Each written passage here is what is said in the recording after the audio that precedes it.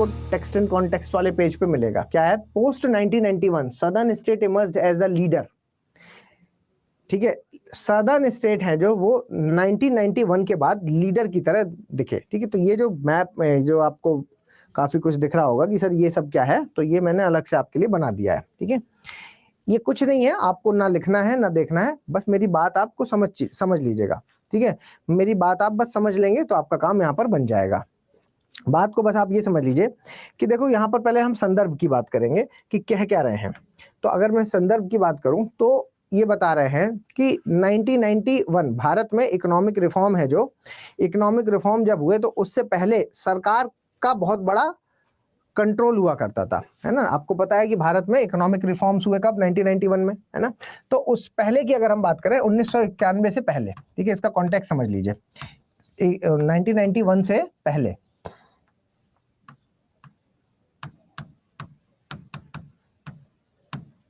Nineteen 1991 से अगर हम पहले की बात करते हैं तो उस केस में क्या होगा बेटा कि 1991 से पहले सरकार का काफी ज्यादा कंट्रोल हुआ करता था।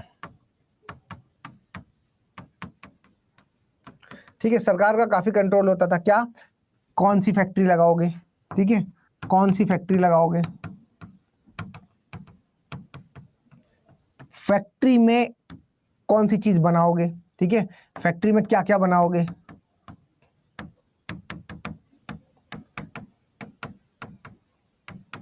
फैक्ट्री में जो बनाओगे उसकी कीमत क्या रखोगे, इस तरह की बहुत बड़ी लिस्ट होती थी। और ये सब सुन के ही आपको लग रहा होगा कि सर अगर कोई कंपनी लगाएगा और उस पर सरकार इतना हर बात पूछेगी, हर बात, वो तो अपने फिर वो डिसीजंस कैसे लेगा। तो यानी कि आपको ये बात समझ में आ रही है कि 91 से पहले की स्थिति क्या थी कि सरकार का बहुत बड़ा कंट्रोल था, जिसकी वजह से हमारी जो अर्थव्यवस्था थी, है ना, वो काफी ज्यादा बाधित हो रही थी, है ना। आर्थिक आधार पर हमें काफी नुकसान हो रहा था, अर्थव्यवस्था। ठीक है, अर्थव्यवस्था जो थी हमारी, जो इकोनॉमी थी, वो काफी ज्यादा डाउन जा रही थी और बहुत बड़ी प्रॉब्लम हो रही थी, जिसकी वजह से सरकार ने क्या किया? मार्केट को ओपन किया। और मार्केट को जब हमने ओपन किया, जिसको हम क्या कह देते हैं? एलपीजी, एलपीजी एरा कह देते हैं। एलपीजी का मतलब क्या है? लिबरलाइजेशन, प्राइवेटाइजेशन और ग्लोबलाइजेशन। ठीक है, एलपीजी कह देते हैं, लिबरलाइजेशन, ग्लोबलाइजेशन और प्राइवेटाइजेशन। ठीक है, तो हमने क्या किया? हम लिबरल हुए, प्राइवेटाइजेशन किया, हमने विश्व से जुड़े, है ना, ग्लोबलाइज हो गए, वैश्वीकरण हो गया। तो एलपीजी एरा है जो, ये अपने आप में एक चैप्टर है, इकोनॉमी में आपको पढ़ाया जाएगा। अभी आप बस ये समझिए कि हमने अपने मार्केट को खोल दिया, और जैसे ही हमने अपने मार्केट को खोला तो उसकी वजह से क्या हुआ कि हम वैश्विक अर्थव्यवस्था के साथ जुड़ गए। ठीक है, इसके बाद क्या हुआ? एलपीजी के बाद हम क्या हुए? वैश्विक अर्थव्यवस्था से जुड़ गए। ठीक है, वैश्विक अर्थव्यवस्था से जुड़ गए, अर्थव्यवस्था, ठीक है, व्यवस्था से जुड़े। अब क्या है? आप अपने सामान को बना रहे हैं, लिबरलाइज किया है हमने चीजों को, हम फैक्ट्रीज को खोलने में अब लिबरल हो गए, आप अपनी मर्जी से काम कर सकते हैं। मतलब वो सारे फीचर जो पूंजीवादी देश के भीतर होते हैं वो हमारे देश में आ गए। वो सारी चीजें जो आप अगर विश्व में भेजना चाहते हैं, अपने मार्केट में नहीं बेचना चाहते, बाहर बेचना चाहते, तो बेच लीजिए, कोई दिक्कत नहीं है, ग्लोबलाइजेशन हो चुका है। ठीक है, अगर प्राइवेट इंडस्ट्रीज को बढ़ावा देने की बात करें तो प्राइवेटाइजेशन भी अलाउड है, तो आप प्राइवेट कंपनीज भी खोल सकते हैं। ठीक है, तो ये सारी चीजें हैं जो वो यहाँ पर होना शुरू हुई, वैश्विक अर्थव्यवस्था में से जुड़ गई चीजें। तो ये था बैकग्राउंड इसका। ठीक है, ये इसका बैकग्राउंड है। ठीक है, ये इसका बैकग्राउंड है। तो कि क्या हुआ है? ठीक है, लिबरलाइजेशन, उदारीकरण, प्राइवेटाइजेशन, निजीकरण, ग्लोबलाइजेशन, वैश्वीकरण। ठीक है रीता? ठीक, चलिए। तो एलपीजी तो बहुत कॉमन वर्ड है, ये तो सुना होगा, मैं इतना तो मतलब देखिए, जैसे मैं कई बार कहता हूं ना कि ये आपने पढ़ा होगा, तो आप लोग उससे लिंक कर देते हैं कि हमने सर सब्जेक्ट अभी हमारा हुआ नहीं है तो इसलिए हमने नहीं पढ़ा। मैं तो ये मानता ही नहीं कि सब्जेक्ट आपका हो गया होगा तो उसमें आप डिटेल में पढ़ेंगे, तो ही आपको पता होना चाहिए। मैं बस ये इसलिए बोलता हूं क्योंकि मैं ये मानता हूं कि आप कम से कम 12वीं पास बच्चे हैं। ठीक है, तो अगर आप 12वीं पास बच्चे हैं तो नाम सुना हो, ठीक है, नाम सुना होगा, तो बस उसी से समझ लीजिए। अभी आपको इसमें ये नहीं कि अब यहाँ से एक नया चैप्टर ही खोल दें कि यहाँ से सर हम एलपीजी के बारे में, वो सब आप डिटेल में आगे पढ़ेंगे जब इकोनॉमी पढ़ाया जाएगा आपको। लेकिन ये नाम तो आपने सुने होंगे ना, एलपीजी, एलपीजी कह देते हैं। तो एलपीजी लिक्विफाइड पेट्रोलियम गैस थोड़ी ना है ये हम किस अर्थव्यवस्था के मामले में जब कहते हैं तो ये क्या है? लिबरलाइजेशन, प्राइवेटाइजेशन और ग्लोबलाइजेशन। ठीक है बेटा, समझिए इसको। हाँ, क्लास 9th में है, क्लास 9th में भी है। ठीक है। तो 1991 में हमने ये कदम उठाया था, और जिसमें मुख्य भूमिका किनकी थी? मनमोहन सिंह जी की मुख्य भूमिका थी। ठीक है। और यहां से क्या हुआ कि सरकार का कंट्रोल थोड़ा कम हुआ, और सरकार का कंट्रोल कम हुआ तो अर्थव्यवस्था में उछाल भी देखने को मिला। तो ये इसका बैकग्राउंड है। मामला क्या है? आर्टिकल क्या समझा रहा है? आर्टिकल ये समझा रहा है कि देखो, ये आपको नजर आ रहा है क्या? है ना, कोई बहुत ज्यादा ब्लर तो नहीं नजर आ रहा? अगर नहीं आ भी रहा होगा तो मैं जो बोलूंगा वो सुनिएगा। ठीक है, मैं जो बोलूंगा वो सुनिएगा। अब जब आप इस ग्राफ को देखेंगे तो ये चीज इसके माध्यम से एनालाइज हो रही है। ठीक है, ये राज्यों के नाम लिखे हुए हैं। ठीक है, ये राज्यों के नाम लिखे हुए हैं और ये इनके ग्राफ बने हुए हैं। ठीक है, अब ये क्योंकि ग्राफ बने हुए हैं तो सुन लीजिए, बस जो मैं बोल रहा हूँ वो सुनने का प्रयास कीजिए, और मेरी कलम चलेगी जैसे जैसे वो आप देखिएगा तो आपको समझ में आएगा। ठीक है, तो देखो, जैसे ही मैं बेटा तेलंगाना की बात कर रहा हूं, या मैं बात करता हूं, चलो आंध्र प्रदेश की बात करते हैं। तो ये है बेटा, देखो आंध्र प्रदेश का 1991। तो यहां से ये ग्राफ है जो ये ऐसे जा रहा है, तो ये उठता हुआ दिख रहा है ऊपर को। ठीक है, उठता हुआ दिख रहा है ऊपर को। नहीं भी दिख रहा तो भी मेरा पेन तो दिख रहा है ना कि ऊपर को बन रहा है। ये तेलंगाना है। तेलंगाना की अगर हम बात करते हैं तो इस क्षेत्र में तेलंगाना, आप कहेंगे सर वो तो बना ही 2000 में, सॉरी 2014 में, तो लेकिन फिर भी इस क्षेत्र की अगर हम बात करें तो ये भी देखो ग्राफ इसका कैसा राइज हो रहा है। ठीक है, चलो तेलंगाना को आप हटा भी दो तो भी उस केस में आंध्र प्रदेश तो मानोगे। अब कर्नाटका ले लो, कर्नाटका है कहां पर? ये है 1991 में। ठीक है, तो इस जगह से अगर हम इसको देखते हैं तो ये भी उठता हुआ नजर आ रहा है। अगर हम केरल की बात करते हैं तो यहां से हम देखते हैं तो ये भी उठता हुआ नजर आ रहा है।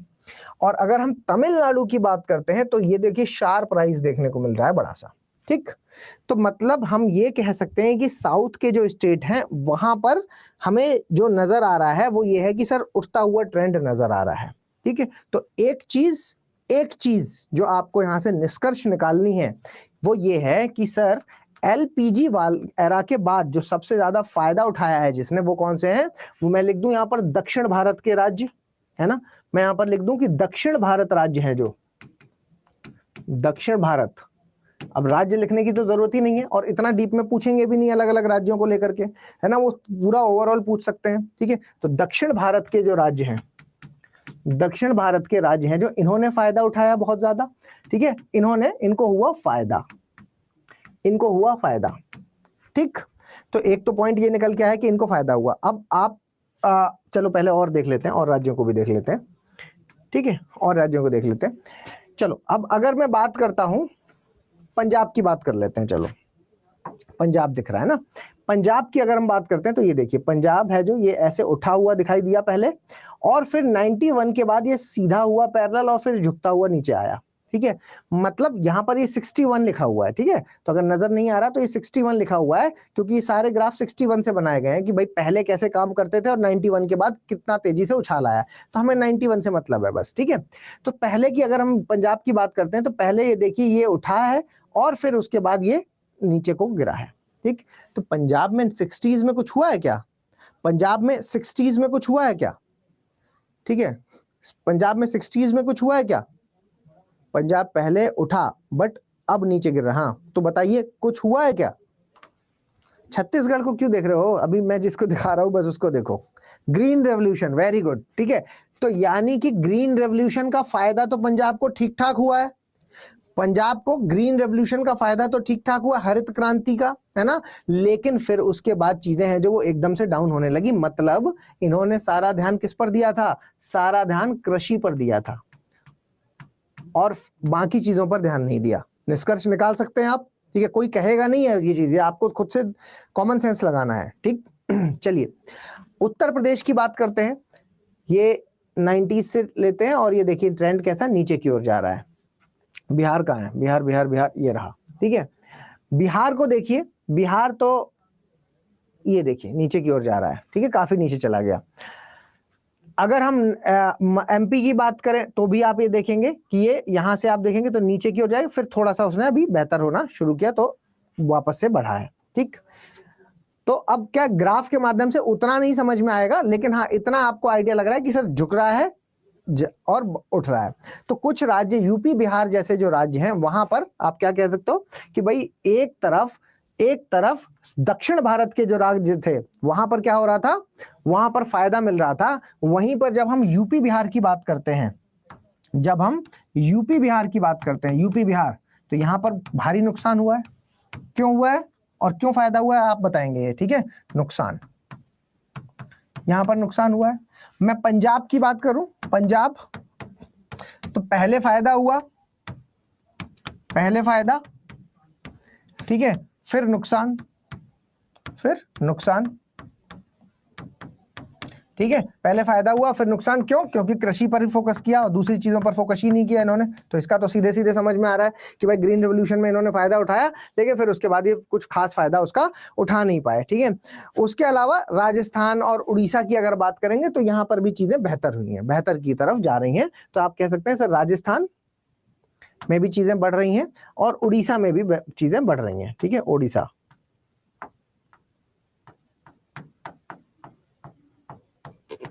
यहां पर भी क्या ट्रेंड बढ़ता हुआ दिख रहा है। तो मेनली ये जो आर्टिकल है, ये आर्टिकल किसके बारे में जिक्र कर रहा है? ये आर्टिकल जो जिक्र कर रहा है, ये आर्टिकल कर रहा है यहाँ पर देखिए सदर्न राज्यों के बारे में, ठीक है। ये कह रहा है कि जो सदर्न राज्य हैं ये इमर्ज्ड एज लीडर। तो 1991 के बाद, अब मैं अगर आपको ये दिखा रहा हूं हेडिंग तो आप समझ में आ रही है कि 1991 के बाद जो दक्षिण भारत के राज्य थे वो लीडर बन के सामने आ गए। किस मामले में लीडर बन के सामने आए? ये जो मैंने आपको ग्राफ दिखाए ये किसके आधार पर बनाए जा रहे हैं? ये देखिए पर कैपिटा इनकम के आधार पर दिखाए जा रहे हैं, ठीक है। कि पर कैपिटा इनकम के आधार पर अगर हम देख रहे हैं तो यहाँ पर बढ़ा है, यहाँ पर गिरा है, ये चीज है। तो ये चीज देखने को मिल रही है, ठीक है। उसी तरह से आप इसमें भी देखिए, ये लिखना नहीं है, बस आपको ट्रेंड समझना है। ट्रेंड अगर आप समझेंगे तो ये देखो नीचे के राज्य दिखाऊं मैं आपको, ये तमिलनाडु है, ठीक है। 1961 से 60 के दशक से कंपेयर करते हैं और 2023-24 का अभी करते हैं। तो यहाँ पॉइंट में लिखा हुआ है क्या? ये 8.7 था और बढ़ करके कितना हुआ? 8.9 हुआ है, ठीक है। 8.9 हुआ है। केरल 3.4 था तो ये बढ़ करके कितना? 3.8 हुआ है, ठीक है। इसके अलावा यहाँ 5.4 था। कर्नाटक ने तो शार्प प्राइस लिया है, शार्प प्राइस कर्नाटक 5.4 था और 8.2 पहुंच गया, ठीक है। काफी ऊपर चला गया, उछाल लिया इसने बड़ा, ठीक है।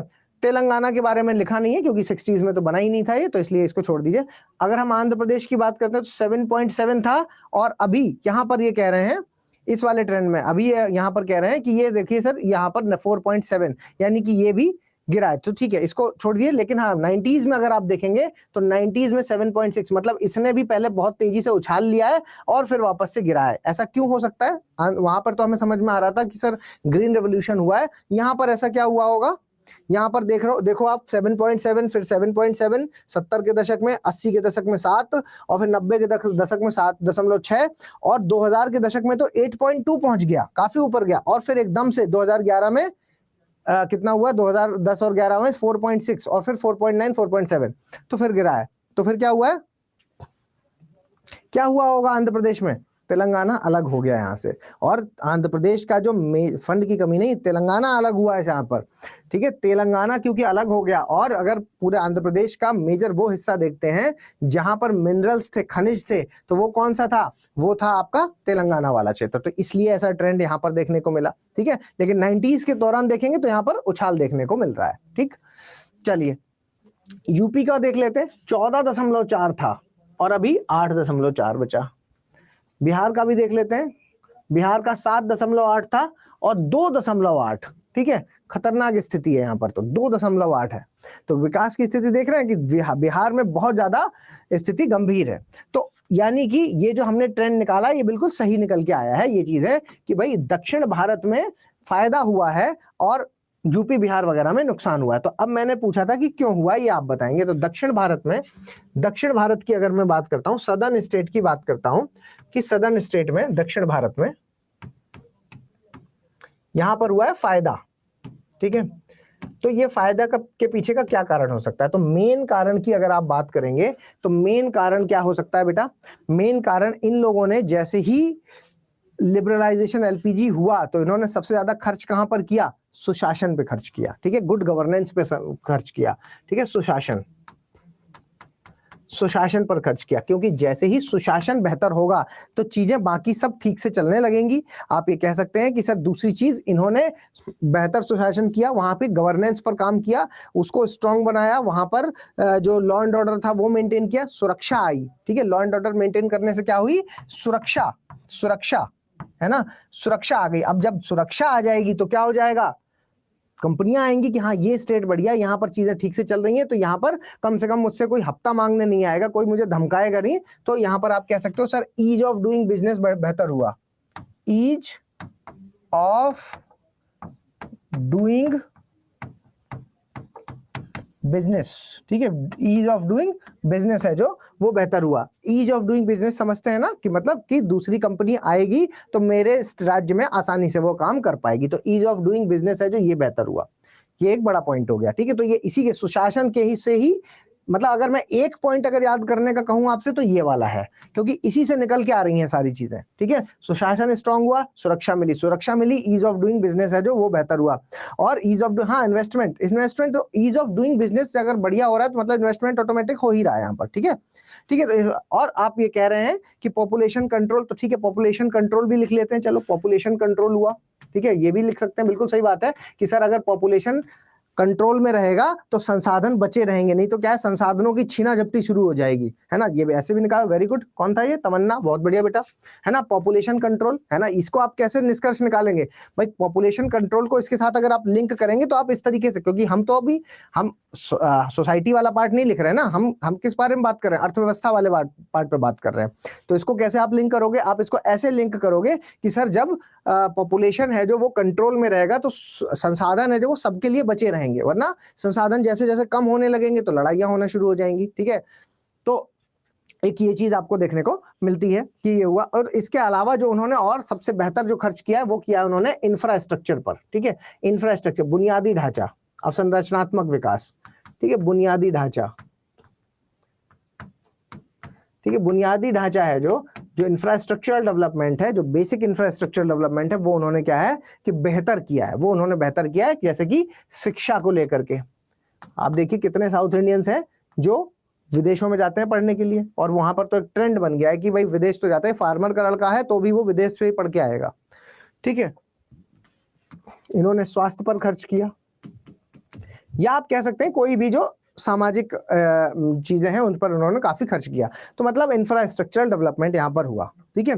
तो ये एक ट्रेंड देखने को मिला साउथ वाले स्टेट में, जिसकी वजह से हम ये कह सकते हैं कि दक्षिण भारत को फायदा मिला। तो ये याद रहेंगी चीजें, ये याद रहेंगी चीजें। एजुकेशन हाँ बेहतर है, बहुत बढ़िया, है ना। तो हिंदी में यूपीएससी की तैयारी से संबंधित प्रोग्राम्स को देखने के लिए सब्सक्राइब करें स्टडी IQ IAS हिंदी।